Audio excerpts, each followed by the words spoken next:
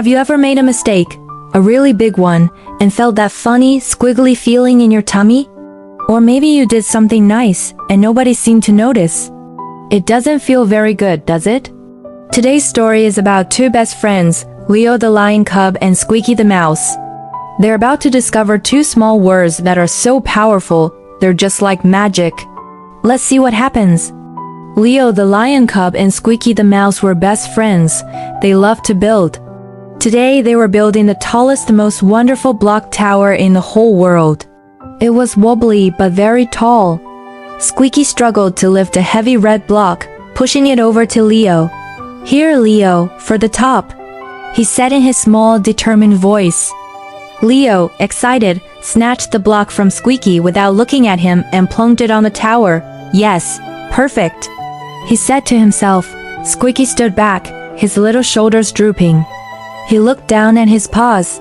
He felt small and invisible. Leo was very proud, but Squeaky felt sad. He had found the block. He had carried the block. But Leo hadn't said a word.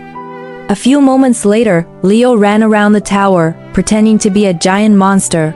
"Rawr! I'm the king of the tower," he roared playfully. Leo was so busy being king, he didn't see his tail. Whack! His tail hit the base of the tower. There was a terrible pause, and then a long clattering crash. The tower was gone. Blocks scattered everywhere. Squeaky looked at the mess, his eyes wide. A single tear rolled down his fuzzy cheek. He had worked so hard. It was all gone. Leo stared at the blocks. He didn't mean to do it. He felt a little funny in his tummy. Squeaky looked right at Leo, waiting. But Leo just shuffled his feet and looked at the floor. He felt embarrassed and didn't say anything. Squeaky waited. He waited for Leo to say something, anything. But as he waited, Squeak's sadness turned into hurt. He quietly turned his back on Leo and walked slowly to the corner of the room, sitting down and hugging his knees. The playroom was suddenly very, very quiet. Leo stood alone in the middle of the mess. He picked up a block, but it doesn't feel fun anymore. He looked over at Squeaky, who was just a small, sad ball in the corner. The playroom wasn't fun anymore. It felt cold. Leo had all the blocks, but he didn't have his best friend. He realized the tower didn't matter. Squeaky mattered. Leo's expression changed from embarrassed to determined. He knew what he had to do. He walked slowly over to Squeaky. "Squeaky?" he said softly. Squeaky didn't turn around. Leo took a deep breath. I'm sorry," Leo said. "I'm so sorry I knocked down our tower. I was being silly and I wasn't careful. It was my fault." Squeaky's ear twitched. He peeked one eye open. Sorry was a very strong word. It felt like a little bit of glue, starting to mend his broken feelings. Leo sat down next to him. "Sorry for before too.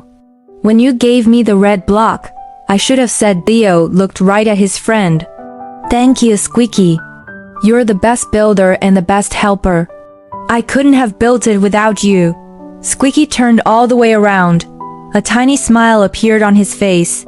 "Thank you." That word was like a little ray of sunshine. It made Squeaky feel warm and seen. Squeaky wiped his eye. He picked up a small blue block and held it out to Leo. "Should we build a new one?" Leo asked gently. Squeaky nodded, smiling for real. So they did.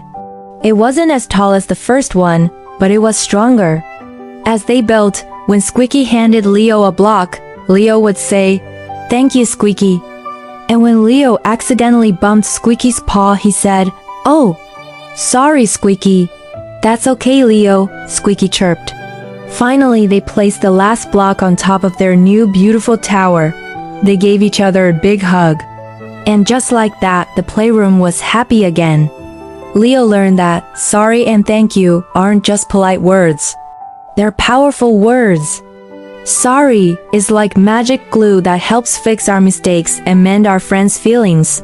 And thank you is like a ray of sunshine that makes someone feel warm, happy, and seen. What about you? Can you be a word magician this week?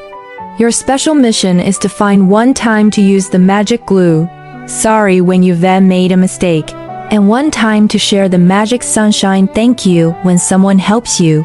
Watch what happens when you do. You have the power to make someone's day, just like Leo. Remember, even the smallest words can make the biggest difference.